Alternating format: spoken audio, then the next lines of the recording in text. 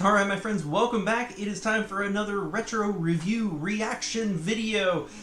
Welcome back to All Cars Y'all. I am John and I was all set to do one, and I was going to do something related to the histories I've done recently, right? Like maybe an Oldsmobile or a Pontiac or something like that. And through the magic of YouTube, they recommended this one to me, the 1994 Volkswagen Jetta. And I like to do videos where there's something personal there for me, and the fact is I love the Jetta. At least I did. I grew up in a family where we all had American cars through 2 to 3 generations, so American General Motors cars, and I was anti-import well into the 90s, as a matter of fact. And most of my ire was directed towards Japanese brands, right? The Americans can do anything the Japanese can do. But when I was in college, I got to admit, I fell in with kind of a bad crowd. They were Volkswagen drivers. And man, they converted me to Volkswagen. They absolutely did. And if you've been a follower here, you know I had a Fox for a while, and it was a fantastic car, 2-door station wagon, and I was in college. Yeah, I was the coolest guy around, right? But it was absolutely a hoot to drive. It was fast, it was rock solid, and this is in spite of the fact it was the cheapest, poorest equipped one out there. So when I graduated from college, I wanted a Jetta. This is what I wanted right here.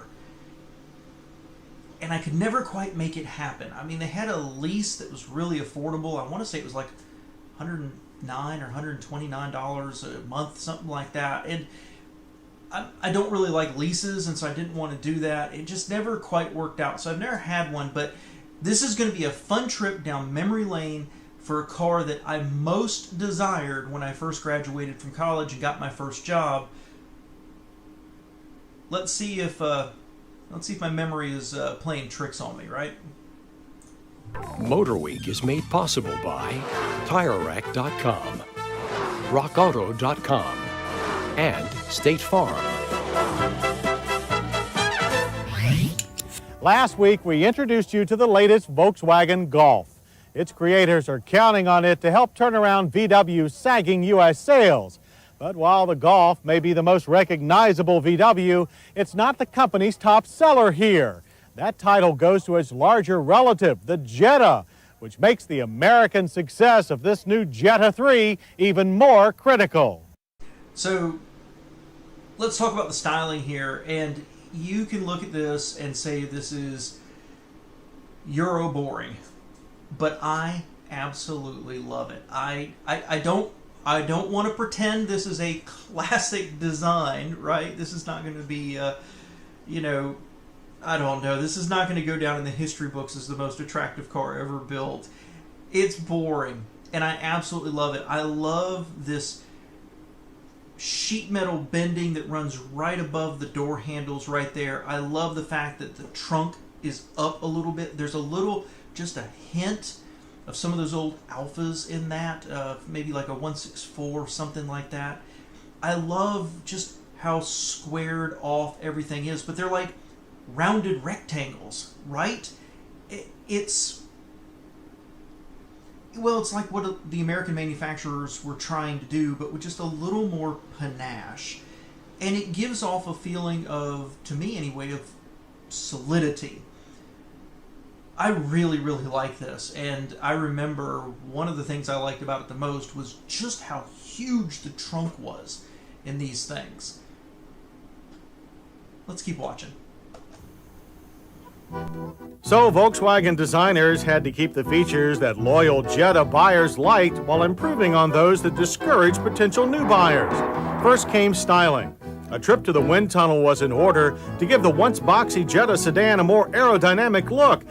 I mean, they didn't do that very far, did they? But, you know, now that I'm looking at this, first off, straight on, that thing looks a lot like a Corrado. I mean, obviously there's a familial resemblance there, but it looked a lot more like it than I've ever really noticed before. The other thing is I want these indicators in the bumper. Why are they so big? Again, these are little things that I never really noticed before, but why? They're like twice the size they need to be. other than that, same as I said before, this is there's a lot of different European cars that I think this thing looks like, but it's rounded off, and I really find it attractive. And look how tiny the tires are, guys. I'm going to pause here for just a second. Look at that. Back in the day when 14-inch tire was a good size. And from the windshield forward, virtually the same look as the equally new Golf. The Jetta 3 has broader shoulders than before, even though dimensions are little changed from the last generation car. Yet the Jetta is nearly 300 pounds heavier than before, but the gain is offset by a new larger 2-liter 4-cylinder engine for GL and GLS grade cars.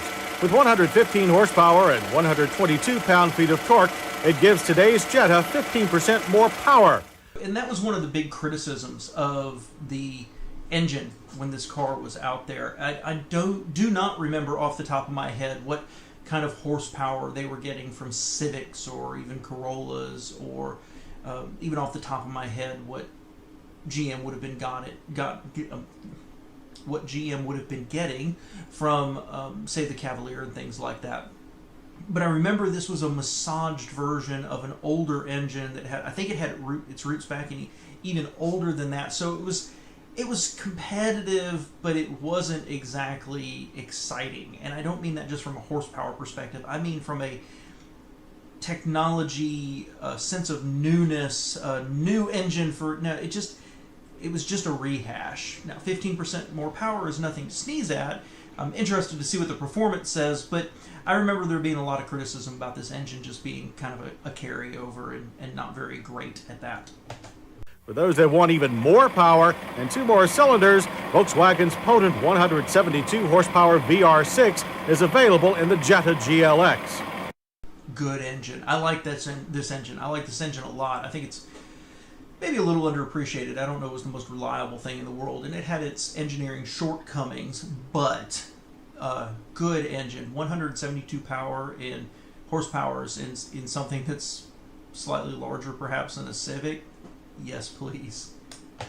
Slightly stiff but very accurate standard 5-speed manual transmission controls power flow to the front wheels in all Jetta models. A 4-speed automatic is optional. With 4 cylinders and 5 speeds, our GL test car ran from 0 to 60 in 10.9 seconds, less than a second slower than the Golf. Slower than the Golf. Not surprising, it's a heavier car, but not excited about 11 seconds. No, that's okay, but nothing. Here's the deal, right? I'm gonna put myself in the Volkswagen camp here for a minute, because I was biased towards this car, guys. The torque figure is what makes the difference. This thing has more torques than it has horsepowers, and so while it was not fast, it was very good at getting around town. Right? It had a good torquiness to it for making the movement feel more effortless. And then being a Volkswagen, I thought it always did well, at higher speeds and cruising on the interstate too. But just from flat out measuring, not exciting. Finished the quarter mile in 18 seconds at 78 miles per hour. The new 2-liter launches briskly and revs freely, rewarding enthusiastic use of the shifter and accelerator with solid performance. Solid also describes the latest Jetta's handling. The wider track and heavily revised suspension geometry gives the Jetta 3 the mature, sure-footed feel of a larger sports sedan. Softer springs and longer suspension travel, however, mean increased body roll, but the rack and pinion power steering is very precise. But despite its more substantial feel, longtime Volkswagen fans will note that the Jetta still lifts its inside rear wheel in hard corners. Anti-lock brakes are optional on the Jetta GL and would probably improve the long 140-foot stopping distances recorded with our brand new test car's very green brakes. A soft pedal made it hard to determine the point where the brakes would lock, but overall stability was still good.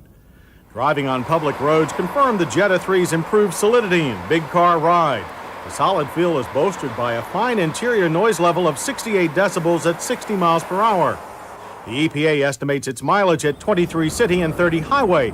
We did even better with a terrific 32 miles per gallon average after a pair of economy loops. I clump a bunch of stuff here together about that. So first off, it handles well. You would expect that. Not terribly fast through the quarter mile.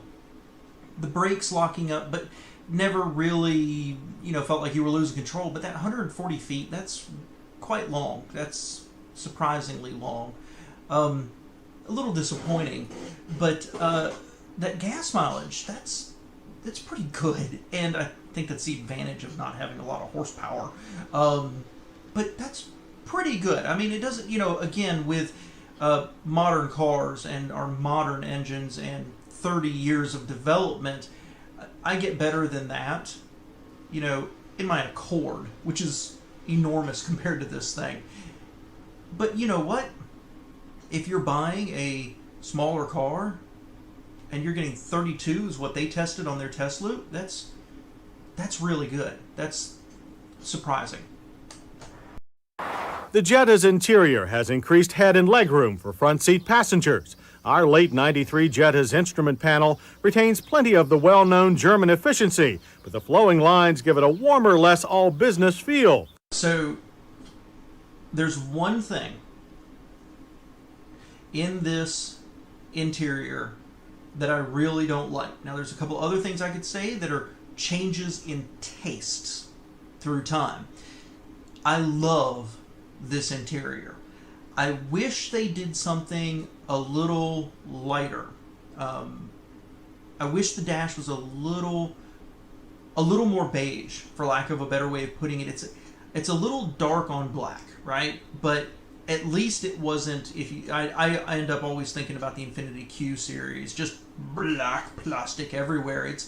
It's better than that, and so it's very functional. It's very clean, and again, it's like rectangles rounded a little bit, but high HVAC vents. Look at this knob here for the lights, the knobs for the HVAC controls. I think the buttons on the radio are probably a little small, and then everything lined up like little soldiers underneath the HVAC controls there with the buttons. I mean, it's just super businesslike, but slightly sculpted. It has, bluntly to me, it has a more upscale feel. When you look at a lot of what the mass market manufacturers were doing in their small cars, and then you look at this, it is a more premium look. Something you would get perhaps from an Infiniti, honestly. I really, really dig this interior, and it was one of the things I loved about it the most. Except for one gigantic thing, I hate the steering wheel. And it is the stupidest thing in the world, because honestly I would probably never think about it if I drove the car, and I can't even quite tell you what it is, but I hate the steering wheel. It looks droopy to me. It just looks like a sad face. I just don't like it. Now, one other thing that jumps out at me, that it's a critique of the interior, but it's because these have become more important as time has gone on, and that's the cup holders. I mean, those are sized for two little 12-ounce cans, and that's it. Obviously now we have bigger openings, and they can hold your super big gulp or your thermos of coffee that you're taking to work in the morning. Those are kind of silly and ridiculous, but that's more a sign of the times than anything else, right? 1994 models include standard dual airbags. Folks used to current American and Japanese cars will find the Jetta's manual seat controls odd, but they work easily and include height adjustment. Seat support is firm and plentiful. We'd like a voltmeter and temperature gauge added to the cluster of large, easy-to-read analog gauges. But Volkswagen's stereo placement has always been one of the most ergonomically correct in the industry. And the GL's optional cassette stereo continues a long tradition of efficient controls. Heat and ventilation switches are also easy to reach and foolproof to operate. The system is now Freon-free. Like the front, the Jetta 3's rear seat offers improved headroom. The one-piece seatback also folds to provide tremendous cargo capacity. This is in addition to the already substantial 15 cubic feet of trunk space. Look at that. Look at that. So 15 feet of trunk space. That is mid-size American car at the time. And they're doing it here in what amounts to a small car. This is one of those reasons, in addition to the overall feel of the driving, the quality inside, and just the general sense that, dang, they built the best car they could. except for the engine. But I love this, and even it doesn't have those big goosenecks coming down into the trunk. They actually have a more complicated system with struts so that the trunk support is moved out here, not taking away from cargo space. I thought it was a brilliantly designed car. Cool fact, if you don't know this, and I don't know if this is still the case, okay, but this is what I heard. I was told this by a Volkswagen dealer at the time, and they actually showed me this, that at least back then, the Golf was built first, and then it was welded onto to create the Jetta. And so in this generation at least, because it's the only generation I've verified this in, if you go back here and you pull the carpet up in the trunk, you will see a weld line that goes around, and that's literally where they stopped a Golf and welded into the trunk to make a Jetta. Again, I don't know if they still do that or not. I'm not pretending they do, but at that time, that's what you could say. Move from cargo deck to safety check, and you'll find the 1994 Jetta 3 offers standard dual airbags as well as available anti-lock brakes. 94 models also meet 1997 federal side impact standards. Now, to own a Jetta 3 GL like our test car, you'll have to shell out at least $13,750.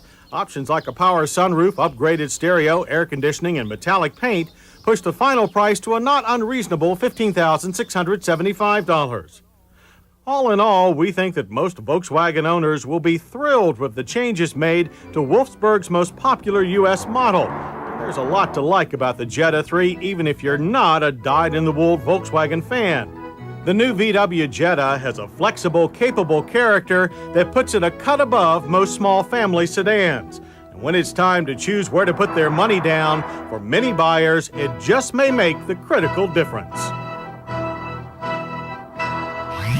So, that was fun, guys. I appreciate you being here for this because I forgot how much I love this car. That's what it boils down to.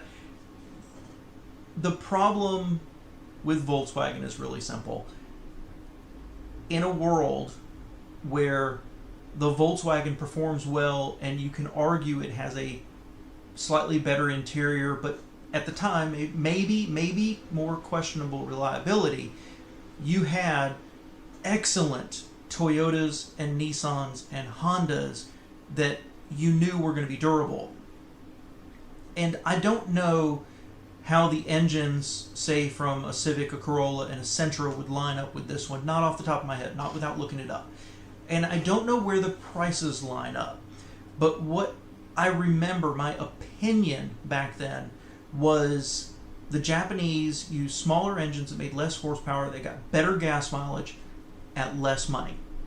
And that was the decision for us. The Jetta always kind of had, and Volkswagens in general, always kind of had a more premium feel to them, to me. I felt the interior materials were always just a little bit better, the ergonomics were fantastic, but would I pay the extra for it when I could buy this Civic over here?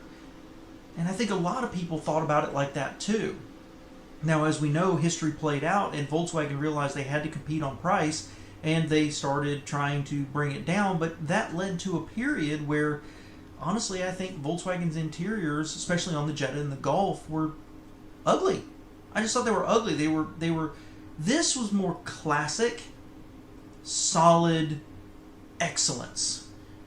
And they later became excellent, maybe even better, but cheaper, decontented, and just not as amazing feeling as they used to be to me. I don't know. Volkswagens haven't been on my list for a long time. The last time before I bought my car, I was looking at a Passat, and I was astounded how much I liked it, how much interior space there was, and how the price seemed to be more in line, more in accord with what Honda and Toyota were doing.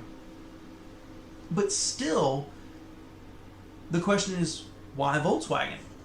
Is it warranty? Is it gas mileage? Is it reliability? Nothing ever really moved the needle for me to make that decision. And so, you know, I kind of feel for Volkswagen. They are trying to compete with manufacturers that are excellent at reliability and keeping costs down, and, you know, they build stuff in Germany that's very expensive. That's why I didn't buy it. It was purely price. And while that $13,000, $15,000 somehow dollars sound very reasonable now, at the time, it was a meaningful amount more than a Civic, which I didn't buy either, by the way. So, great trip down memory lane. Really, really, really, this is one of those cars I wish I had owned one. I would have had a 4-speed automatic, not the manual, but really wish I had owned one of these because I so desperately desired one. And, well, watching this, I still do, apparently. Thanks for being here, guys.